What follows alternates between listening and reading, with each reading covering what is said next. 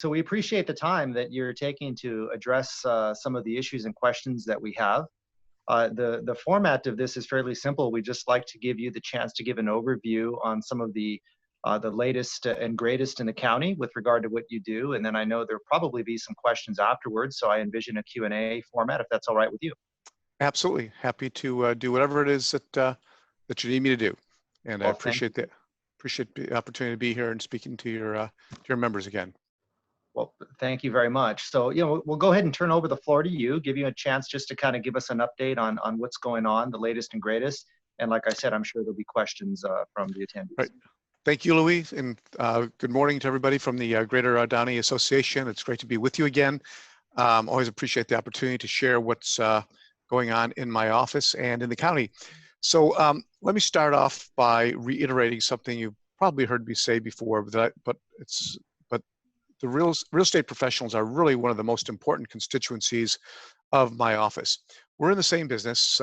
Real estate drives us, as we know it drives the economy, whether we're buying or selling or assessing the value of the 2.4 million real property parcels in LA County. Real estate is really the driving force behind what we do.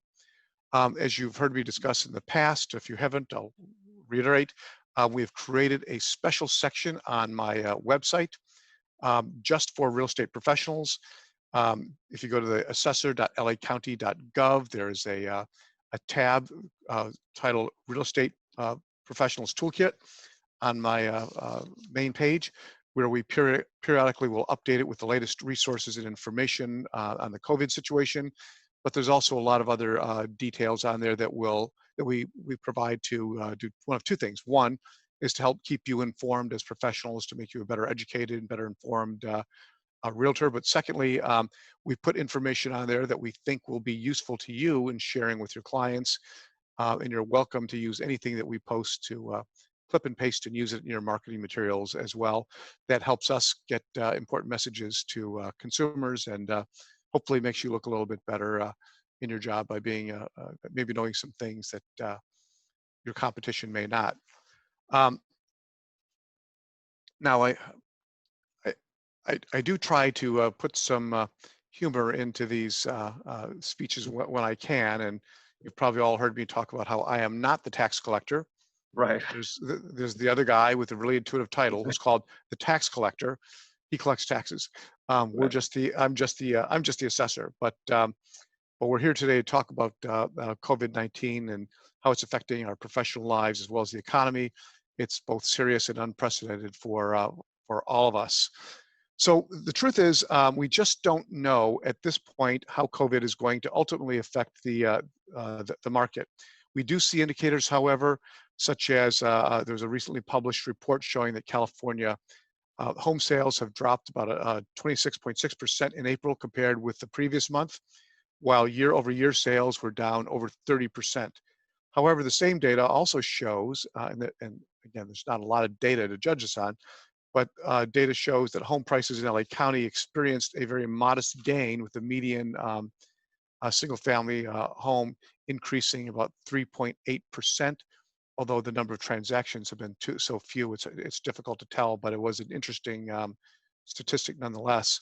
And those prices were inching up even while sales dropped over 35%.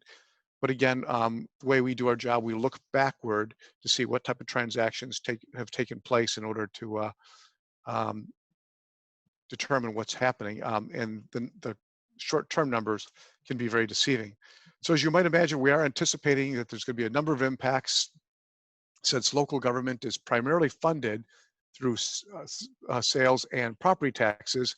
But because so many businesses are closed and sales taxes are diminished, there's now more than ever reliance on a thorough and complete assessment roll of all taxable property in the county. Granted, there's a lot of confusion about property taxes under normal circumstances, but the number of calls that we've been receiving is any guide. The confusion is only more and more amplified because of COVID. Property taxes, as you know, in large part pay for schools, infrastructure, police, fire, and even the very doctors and public hospitals and dedicated nurses that are working right now to keep us all safe in the midst of this dreadful virus. As an example about what's happening, let's take a look at Downey and how things went in 2019. This is all pre-COVID. It's again too early to tell what's happening since March. But according to our 2019 annual report, the city of Downey fared in the highest 20 valued cities in the county, showing a 6.5 increase in property assessed value over the previous year, and a little bit higher than the 6.2 increase in the county as a whole. The city of all the assessed valuation in the city of Downey amounted to $12.5 billion, spread over 23,000 parcels. That included 19,900 single-family residences, over 2,000 rental properties, and about 1,300 commercial industrial parcels. That generated about $125 million, which is allocated to vital public services for schools, cities, and to the county.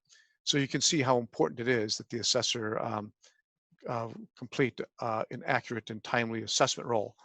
There's a couple of areas that we're going to be paying special attention to because of the pandemic. One is going to be the possible decline in value of properties because of COVID. A lot of businesses aren't generating any revenue. Some of them may not come back. Those tenants who lease, the property owners are not getting revenue at the moment, and the value of their property could be impacted as well. We're much more likely to see an impact on property values on commercial industrial properties than we will, at least short term, on residential. We've received a number of inquiries about what happens if there's a drop in value. Under legal terms, a decline in value occurs when the current market value of the property falls below the assessed value of the property on the lien date. And the lien date is January 1st of every year, which was this year was pre-COVID. So the property taxes that you're going to receive in October are based on the January 1st date. This will surprise a lot of people because they're saying my property lost value. Why didn't my taxes go down? They will, but taxes are somewhat paid in arrears based on previous dates, not in real time. There's another thing that's going to confuse a lot of people. I think the best way I can describe this is by doing an analogy about when you get property tax relief and when you don't. So let's assume you bought your home 5 years ago for $500,000, and it's increased to $1 million today, market value. So there's two values of that home, the assessed value and the market value. You made about $500,000 in equity. So if there is so because of the COVID and the recession that's attached to it, let's say it loses value. It's no longer worth $1 million, it's worth $700,000. In that case, you will not get property tax relief because your market value is still higher than the assessed value at the time you purchased the property. So you would not qualify for property tax relief. You did lose money, but you lost equity, not assessed value. However, if that home loses value, it goes from $1 million to, let's say, $300,000, then you would qualify for temporary property tax relief because the new market value is less than the assessed value, which was the $500,000 that you paid for at the time of purchase. Now, the other thing is that we're not going to really pick up that change in value until the January 1st, 2021 lien date.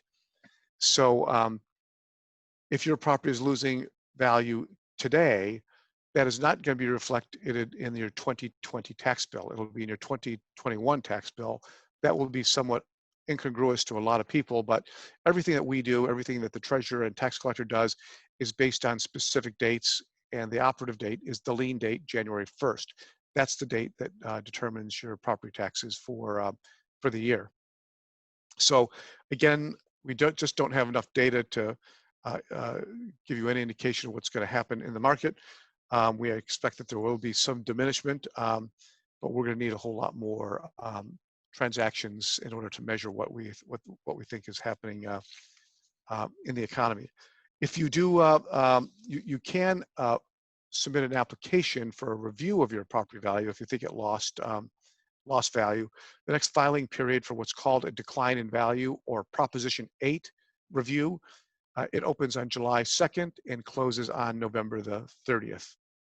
Um, Another issue that comes up quite a bit, and it's actually kind of relevant right now because of COVID, and that's what happens when there is a death of the property owner.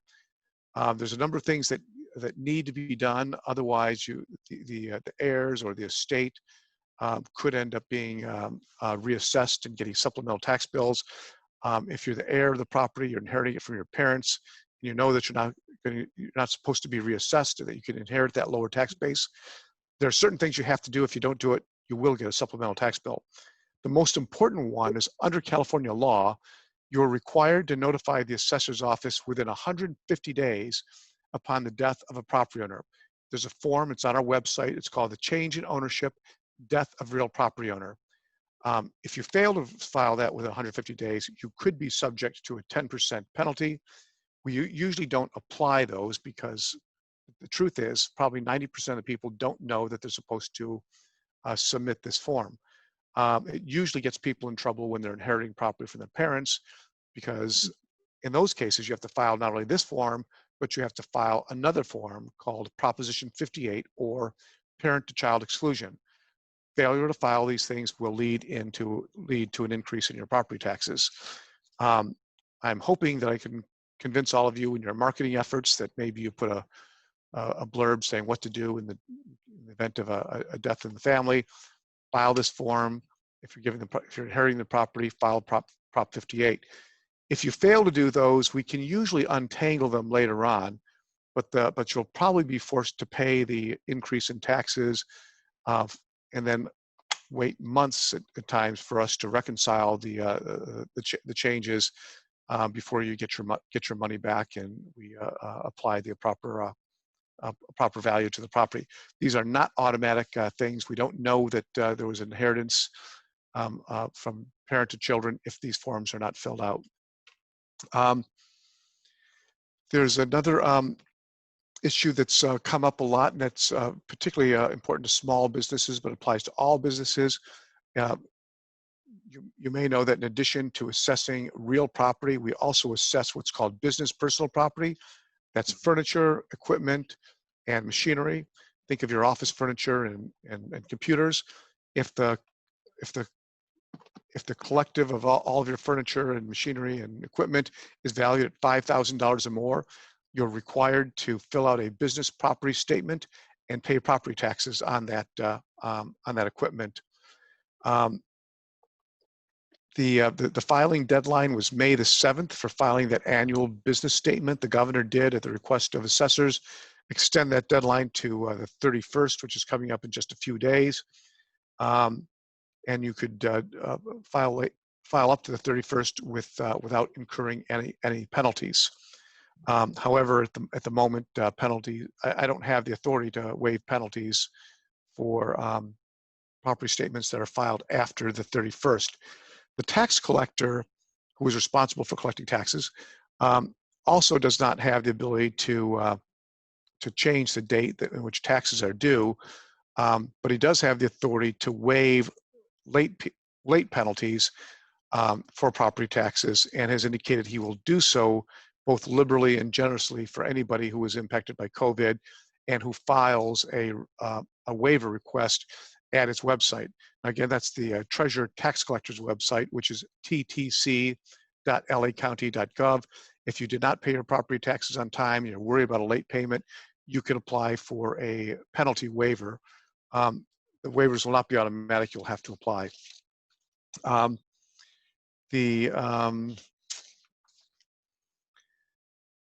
Another question that I get a lot when I speak to realtors, I'm changing subjects now from property taxes to assessor duties, has to deal with, I get a lot of questions about accessory dwelling units. New laws allow for easier access to be able to build accessory dwelling units on your property. A lot of questions about how that affects property values. Well, anytime that you do new construction, add square footage to your property, that will affect your assessment. There's nothing unique about an ADU. We view an ADU being added to property the same way we would any other type of new construction. If you enclose a porch, if you add a swimming pool, if you build a second story, all of those will have an impact on your assessed value.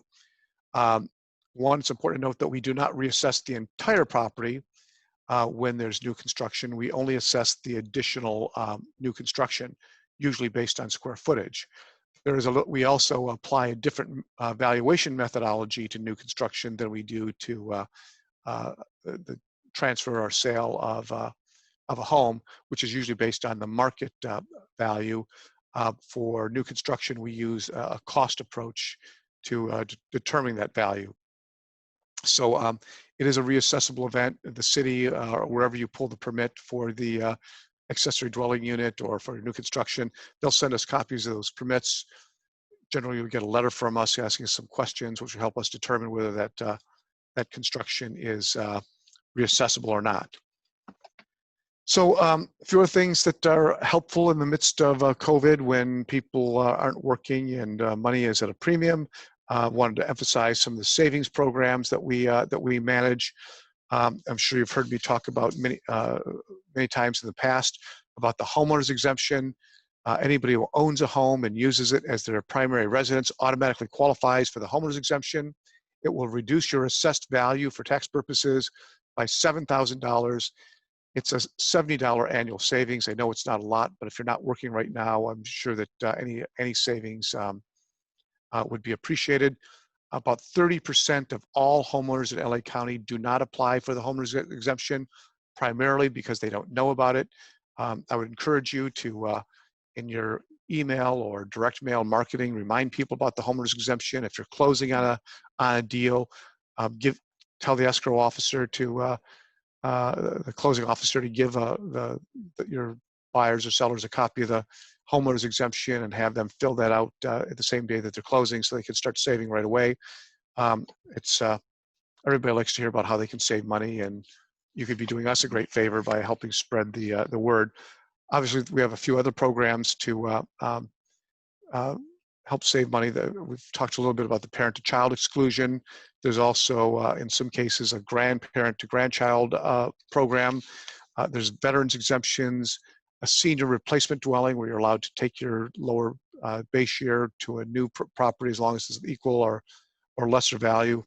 And of course, if your property is damaged in flood, fire, earthquake, etc., there is a temporary property tax reduction as well if your property was damaged at $10,000 or more. All these things are on my website. There's a button that says Lower My Taxes, which will explain all those to you. There's a downloadable form for the homeowner's exemption, which you can print out as well. So the COVID has also affected business operations in my office. About 85 to 95% of our 1,400 employees are now teleworking. We lost some productive hours in moving these folks to their homes, and some of them just don't have the same quality of technology at home as they do at the office. So there's a little bit of a production lag, but we're doing the best to adapt to these conditions. Every year, I'm responsible for accumulating all the assessments in the county and developing what's called the annual assessment roll. We close our annual assessment roll production on June 30th of every year. And as I said, because of COVID, we're expecting to see an impact on the 2020-2021 assessment roll. We are a little bit more productive right now, even though we're at home, primarily because I have more people available to do the work than I normally would have. And that's because people are challenging their assessed values and filing appeals. No appeals are being heard right now, so all those people normally dedicated to my appeals unit are now just working on end of roll production. But this is not sustainable, and after they reopen the appeals, we're expecting a huge backlog in assessment appeals. So I just reported to the Chief Executive Office 2 weeks ago on our expectation of where we think property values will have grown throughout 2019 and 2020. We're projecting a 5.25% increase in property values over the course of the last year. That's about a 1% drop over the previous year. We had seen since 2011 a steady increase in property values countywide, up to a 6.2% last year. This 5.25% is still fluid because we're still involved in production, but the final number will be somewhere in that range when we report it in the first week of July. In 2019, we did see a slowdown in sales, but we did see a continued growth in values. There's three major things that contribute to property value growth in the county. One is the 2% CPI adjustment that Prop 13 allows in valuations. The second one is the sale and transfer of property, and the third is new construction. Right before safe-at-home measures were put into place in the month of March, home sales and prices remained high, primarily driven by low mortgage rates. The median sales price in LA County was $638,000. I know it's a little bit further away. The city of LA value was $817,000. So we could expect some changes there. The last topic I want to discuss is the possibility of a change in the world of property taxes, which I'm sure you're all aware of, and that is the measure on the November ballot known as split roll. This essentially will change the way, it's a constitutional amendment to Proposition 13, which will require that we reassess commercial and industrial properties to market value either on an annual basis or on a cyclical basis, no more than every 3 years. It would leave residential property, including multifamily residential property, as it is currently under Prop 13. So the California Legislative Analyst's Office estimates, and these estimates again are pre-COVID, estimates that the change would bring in about $7 to $12 billion a year in additional property tax revenue, which would be substantially allocated to public education. LA County would likely see about 25% to a third of those dollars.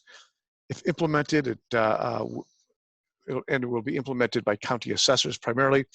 It'll be create some enormous logistical and administrative challenges for not only my office, but for assessors throughout the state.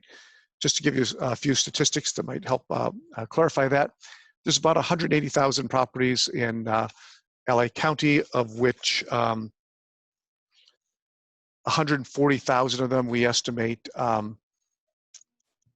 would qualify for reassessment under split roll. Currently, we only reassess about 6,000 to 10,000 commercial industrial properties per year. So this would be a tenfold increase to our commercial appraisal workload. To meet this challenge, I would need to hire more than 700 additional staff members out of the, keep in mind, I only have 1,400 now, of which 500 would need to be trained commercial industrial appraisers. To put this in perspective, again, we have about 1,400 employees, about half of work as appraisers. On a good year, if I really put the pedal to the metal, I can hire and train about 60 new appraisers. And net maybe about 45, because we usually will lose several through the training process. It's a 2-year program to train appraisers to do residential appraisals. Split roll requires that I implement the measure within 2 years. It will require that I hire 500 appraisers and give them 5 years training in 24 months period in order to do these commercial industrial appraisals. Obviously, I can't do that, so it's going to be very challenging to meet the requirements.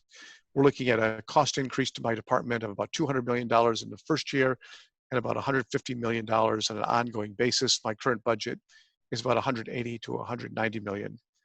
We've been working with the State Board of Equalization to see if there's a way that we can recruit, hire, and train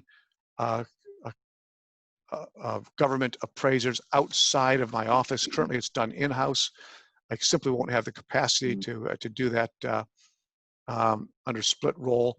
We're hoping that working with the community colleges or the Cal State system, that we might be able to get people trained and licensed through the Board of Equalization as government appraisers before they actually have a job with a government agency. It's be the quickest way for us to try to comply.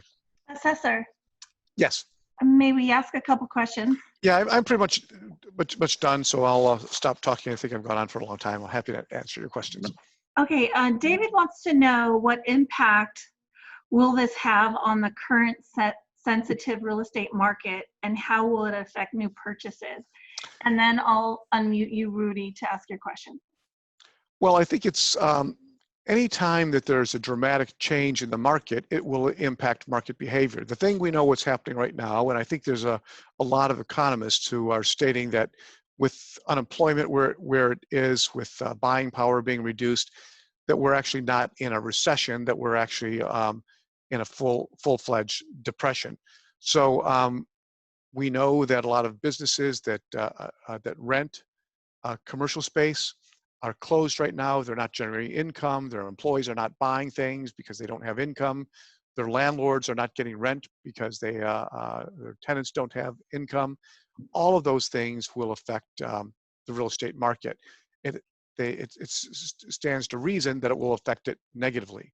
When we do start to reopen, there's a lot of small businesses that are not going to come back into business. We know that a lot of landlords are not going to be able to charge top dollar for rent as they had before. They'll have to cut their rent rates in order to allow their tenants to survive. If they paid top dollar for their commercial industrial properties, they're likely going to see a decline in value and will be filing appeals to have those reviewed. So I think it is reasonable to assume that certain sectors of the market, we're going to see a reduction in property values. It's possible that will also happen on the residential side. We have not seen those hints yet, but it seems likely to occur. So obviously there's going to be an impact. There's going to be a COVID-induced impact on the market. Now, if you add in a split roll, that will increase property taxes for the vast majority of commercial industrial property owners. We did an internal review of those properties in LA County. We've determined that the median year for assessed value of commercial industrial properties in the county is 2003. Half the properties were bought before and half afterward. Anyone with a very low assessed value, if you have tenants and they pay a triple net lease, pay rent on a triple net lease, they're going to see a dramatic spike in their property taxes. So depending on how much property taxes go up, how much is passed along to tenants, may have an impact on what a landlord can charge in rent, and that could in turn have an impact on their property value. So I think those two factors are going to create a lot of chaos in the real estate market. If I can add something to what you said, Sure. you know, the split roll item has been an interesting one in our world. You know, obviously I've been reporting out on it at our board meetings and different opportunities that I've had. And one of the important things to note too, that this might even help some of the viewers, is that CAR, the California Association of Realtors, has established a task force to evaluate the situation, you know, namely the impact on the market, a whole host of other factors. And there's a report that either they're producing or in the final stages of producing that probably is linked somewhere on the CAR website. But it addresses a lot of the items you mentioned that are obviously important to the people that are on the webinar and just interested in general in real estate. So yeah, it's one that we're going to keep following. They haven't taken an official stance on the bill from a political side yet, or the initiative rather, but that could change depending on the results of the report. Right. Yep. Okay, Rudy is asking, when financing and adding a new joint owner, will the assessor reassess the property value based on the new loan amount? We will definitely reassess it based on adding a new owner, because that's a change. It's a change in ownership. Anytime you add or delete a name from a title or from the ownership records, that triggers a reassessment. And is Carol Kwan, are you on the line? she's not. I apologize, but I don't know precisely how we would do that in the case of a reassessment. But if you're just refinancing, that typically does not trigger a reassessment. But if you're adding or deleting a name to the ownership, that will.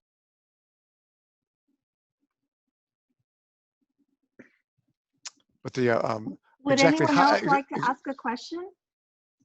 I have a question if nobody else has one. I don't want to jump ahead and dominate the questions here, but I'll ask anyway. You know, it's interesting because you come from a background of local government, so you understand the impact on taxes, and you obviously understand how important the tax base is from a sales tax perspective to local governments. Just putting on your local government hat for a second, what do you anticipate, or what are you seeing so far are the impacts on local government's ability to provide services? It's going to be, it's really going to be devastating. You know, in a lot of cities, sales taxes are one of the most important sources of discretionary revenue. Property taxes are usually second to sales taxes, and sales taxes have all but dried up. And when you think of sales taxes, when you think of property taxes, those things pay for police, they pay for roads, tree trimming, public hospitals, libraries, parks.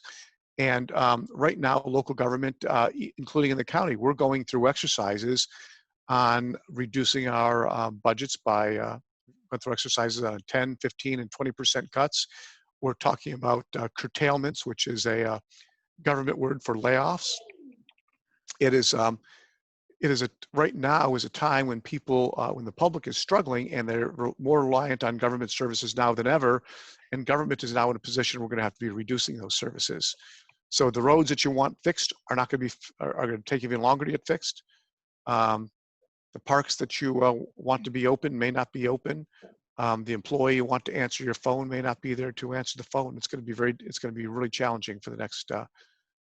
Do you know, and that's interesting because do you anticipate that the effects of that, because the fiscal cycle in local government there's a lag time. So do you anticipate the effects of that immediate, or will it take a few months? When will we start seeing?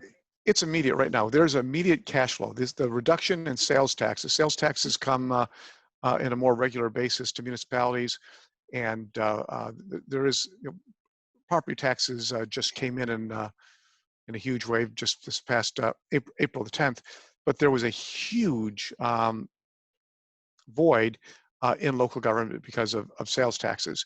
And I guarantee you there's not a school district or municipality or county that isn't sharpening their red pencils and starting to make some really tough decisions right now. Yeah, it's interesting. Thank you for that perspective from the local government side. It's interesting. I've been hearing a lot of the similar significant negative impact. It's going to be interesting. And you heard at the state, the governor's already talking about furloughs or 10% cuts across the board, and state employees took furloughs and pay cuts in the last recession, and they were just now beginning to recover when they're probably going to be asked to do it again. But there's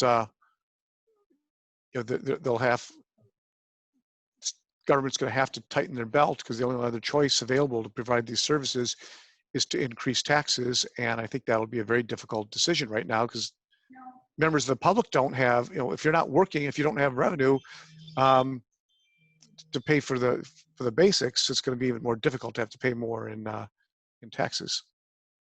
Okay, we have a few more questions. In talking about the title, what if the title is changed from client's name to the same client's living trust? So that's a little bit more complicated. I'm glad you asked that. Trusts get people in trouble all the time. Now, generally speaking, you can put your property into a trust. You can remove it from a trust, which is something that's typically required when you're refinancing it. And there are provisions in the law that allow you to do that without being reassessed. But we're finding that even real estate attorneys, escrow officers, other experts who you may get guidance from are in many cases giving you bad information. Putting your property into a trust, taking it out, hoping to avoid reassessment is a precision process. If you don't do it accurately, our system will read it as a change in ownership because technically it is. A trust is a different legal entity than you. There is, we did just add to my website kind of a do's and don'ts of when dealing with trusts and LLCs. There's a lot of things that people will ask that constitute legal advice, which I'm not allowed to give, but I urge you to check out that the guide that we put together on our website. If you do get a supplemental bill after putting property into a trust, in many cases, depending on what you did, how you did it, we can unravel it. But every time those types of mistakes made, you will be obligated to pay the taxes and then argue to undo it going forward. And we can many times unravel it, but it takes time and could be costly. One of the big mistakes with a trust is again, adding a name or deleting a name. Sometimes even you add a spouse, but the spouse has a different name. If it's not really clear that that is a spouse, then our system will read that as a change in ownership and you'll get a supplemental tax bill. Okay, what is the likelihood the split roll measure will pass based on the ballot wording as it is right now? So the wording is, as you know, I think even the name of the initiative is I believe it's schools and communities first. So the marketing to pass the measure is all about it's a very hopeful message about making sure that our schools and other public services are going to be taken care of. I think it was probably going to be a tough battle to begin with. The early polls showed it tracking just around 50%, and there's kind of a conventional wisdom in the state initiative methodology that you usually need to be starting off stronger than that going in. It's very difficult to tell what's going to happen next. I can see two major arguments. One argument will be from the advocates who are going to say, because of COVID, we can't afford to cut schools, we can't afford to cut public services. Now more than ever, we need businesses paying their fair share. From the other side, from the business community, I think we're going to hear that, hey, we're hurting too, our revenues are down, we're not collecting rents, and we can't afford to have this drastic increase in property taxes in the middle of this recession. I do expect that this will probably be one of the most expensive political campaigns we've ever seen in the state of California. I don't have any crystal ball at the moment. I don't know exactly what. Yeah, if I can add something. Surely. If I could just add something briefly on that too. Yeah, the split, you're absolutely right. When I started reporting on split roll, gosh, almost a year ago, when it was even kind of in its initial stages, it was very hard, you know, to determine where this would end up. Did I lose you there? Are you there? I'm here. I'm here. Okay. There you go. Yeah, and you know, it's interesting because even the CAR task force is kind of in between those two arguments that you mentioned right now, and it's going to be very interesting once they finally produce their report, what direction they decide, if any, to take politically. Because you're right, it's very you can see arguments on both sides, and it's very hard to determine where the electorate is at, especially given the fact that you know, voting can be done by mail completely. It's just a whole different element now. So that's definitely one to follow. I've been all over this county for the last 6 years, and even when speaking to a lot of people who are fervently anti-Prop 13, I have found that if they own their own home or condo, that they become very circumspect if they think there's any possibility that it'll affect their property taxes. And even if people think it's unfair, if they think their taxes are going to go way up, it's kind of, you know, as they say, every man for himself. I did speak with the proponents of the measure several times over the last couple of years. I did suggest to them, I thought that their approach was overly broad and would potentially stumble into this us versus them sort of very polarized argument, and suggested that there's a number of strategies that could be taken in a piecemeal fashion that would address some of the inequities in Prop 13, and there are inequities. As a residential homeowner, there is very little that you can do to impact your property taxes. It's assessed at the time of purchase or new construction. But on the commercial side, there's a number of different ways that you can own property, particularly through a corporation or an LLC. And a lot of those provide loopholes that allow you to avoid reassessment. And those loopholes, there's some businesses that live on in perpetuity, so they never change ownership, and they have historically very, very low assessed values. And the law didn't really take into account the eternal life of some corporations. And that's a loophole that could have been closed to create a little bit more parity in how property taxes are assigned. Another strategy that would have been much easier to implement than split roll would have been a concept called split rate, meaning that you maybe just assign a different tax rate to commercial industrial properties, that maybe instead of 1%, it's 1.1%. Would have been much more easy to implement and to adjust, as opposed to a constitutional amendment for a split roll, but those were not considered. Okay, thank you. What is the name of the form to file requesting delay payments due to COVID-19? The name of the form, I don't know what, if you give me just a second, I will see if I can pull up my website and I'll see what I think it's just called a,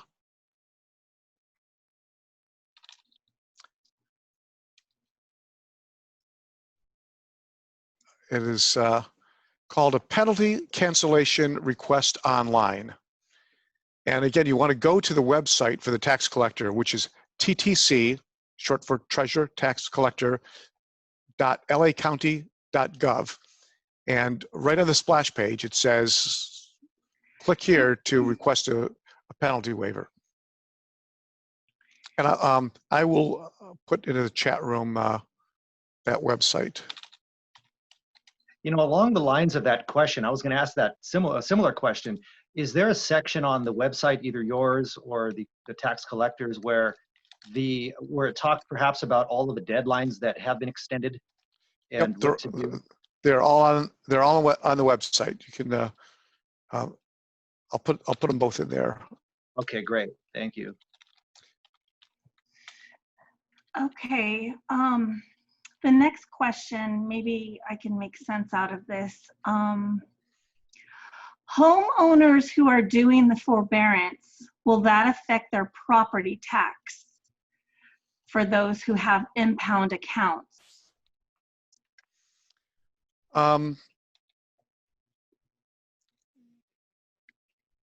Well, if your property taxes are, I guess I need a little bit more.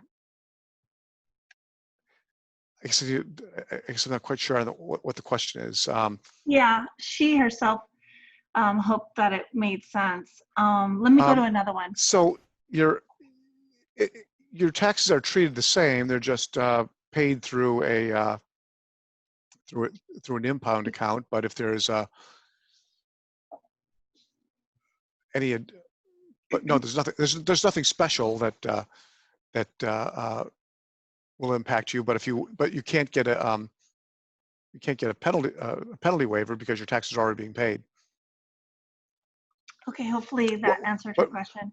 But there's one thing along those lines I wanted to say that confuses some people. So when you purchase a home and you finance it with an impound account, you will still get a supplemental tax bill, which is the reconciliation between the old tax rate and the new tax rate.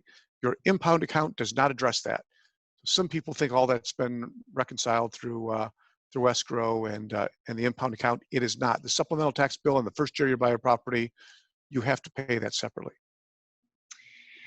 Okay, if a son or a daughter is added to a refinance to the loan and the deed, is there a tax impact? So you still have to do that parent-to-child exclusion. You basically, as long as it's clear what that relationship is, do not do it automatically. Don't do it and just think that you've taken care of. Contact our office, tell them what you're planning to do. They'll probably ask you to fill out a Proposition 58, parent-to-child exclusion, and then in those circumstances, you would not be reassessed. I'm going to put a email in here. I'm not sure if all of you folks had the opportunity to work with Carol Kwan in the past. She is a special assistant in my office, and she speaks with a lot of realtor groups and has for about 20 years. And she feel free to email her and put it in your. She'll answer your question and tell you just what you need to do and what to avoid. From having worked with Carol, I agree. She's awesome. She'll be very responsive and she knows her stuff. So thank you. Right. Yeah. And very friendly. Yeah. She is. Not like me. Oh, come on. Not true. Well, Assessor, it looks like that's all the questions. Okay, good. The one last thing I wanted to say, a question that usually comes up that nobody asks me, that is, when can my property get reassessed? And usually is, and I did talk a little bit about that with an ADU, it generally means that you're adding square footage. If you're replacing your kitchen, replacing your bathroom, putting on a new roof, usually those things are not reassessed. But if you enclose a porch, if you add a pool, if you add heating and air conditioning where there was none before, those are general reassessable events. We do not reassess the entire property, but just the part that has been added. And if there's a discrepancy between the assessor records and the city records are the ones you should rely on. The one kind of quick item that just kind of popped in my head. Sure. Sometimes we get the question of, what happens when you come across a situation when there's an ADU that's unpermitted. Correct me if I'm wrong, but from what I understand, because some of the new ADU laws on the state level, it's actually easier to bring these things into compliance now. What would be your suggestions in doing so, and just perhaps some advice you can offer? I don't know that I can offer. I think some of those things are a little bit the rules governing them are kind of outside our purview. Really, the only thing that happens to us is we get a duly executed permit by the local municipality, and then we will value it using the cost approach like we would anything else. We don't provide any special treatment to it. All this other rules that are in place to help make it easier to have an ADU is really done through the city's building and safety process, but not through the assessment process. So my recommendation is get a permit and pay your taxes. Right. Good advice. And it's funny, but it's not in a way, because we do, encourage people that do have questions about them to go, speak with someone on the city level, because it's probably a first good step. So. Yeah. We're being asked if we can put up on the Q&A Carol Kwan's contact information. I think it looks like I did it just, yes. Looks like I did it just to Jeanette. So. Oh, okay. Where's everyone? You should have it now. Yes. Yep. And I think Okay, everyone, her information is on the chat. And looks like I also. Yeah, I see it. And I just put up the treasurer's website as well as my website. Got it. Yep, there it is. I wonder, Assessor, if we can get you again to do this for our members in early July. I'm happy to do that. In fact, I was going to suggest that we try to meet again in just a couple of months when we have a little bit more data and can give you a better idea of what we see going on in the market. I did want to also urge everybody listening, if you've not already signed up, I urge you to sign up to get my monthly newsletter. We do a specific newsletter for realtors. Go to my website, again, assessor.lacounty.gov, and go to the realtors page and sign up to receive our newsletter. I will not send you spam and junk. We'll send you stuff that we hope will be really useful to you. And we also send out a general newsletter as well if you want to sign up for that one as well. Perfect. Well, I know everyone enjoyed their time with you today. I'm getting comments how much they enjoyed your information. Okay. Thank you. I was glad to have the chance to share this information with you, and please share it with your clients and prospective clients. Great. Absolutely, and thank you to you and everybody at your office. You always are so amazing with responses and getting back to us. We really appreciate that. My pleasure.